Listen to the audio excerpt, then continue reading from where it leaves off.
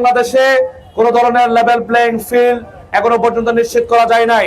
আপনারা জানেন হাদির হত্যার মতো একটা ব্যাপারকে এখনো পর্যন্ত ইন্টারিম গভর্নমেন্ট ঠিকঠাক ভাবে সুরাহা করতে পারে নাই, কোন ক্রিমিনালকে এখনো পর্যন্ত গ্রেফতার করতে পারে নাই, বিচার কার্যের পূর্ণ অবস্থা এখনো পর্যন্ত দৃশ্যমান কোন অগ্রগতি নাই। আমরা বলতে বাধ্য হচ্ছি ইন্টারিম গভর্নমেন্টের যদি এই অবস্থা হয়, বাংলাদেশের বিচার বিভাগের যদি এই অবস্থা হয়, তাহলে এই বিচার আমরা আর কাকে দিব? সম্মানিত উপস্থিতি, আপনারা জানেন এই বিচার চাওয়ার জন্য ইন্টারিম গভর্নমেন্টের কাছে যখন ইনকিলাব মঞ্চের লোকজন গিয়েছে, তাদের উপরও গুলিবর্ষণ করা হয়েছে। সম্মানিত উপস্থিতি, আপনাদের কাছে এই বিচার আমরা দিয়ে গেলাম, বোয়ালখালীর মাটিতে এই বিচার আমরা দিয়ে গেলাম। আপনাদের কাছে আমরা এই কথাটুকুই বলতে চাই যে বাংলাদেশে হাদির মতো মার্ডার হওয়ার পরও যারা বিচার চাওয়ার কারণে আবার গুলিবিদ্ধ হয়, এইরকম বাংলাদেশকে আমরা চেয়েছিলাম, এরকম ইন্টারিম গভর্নমেন্টকে আমরা চেয়েছিলাম।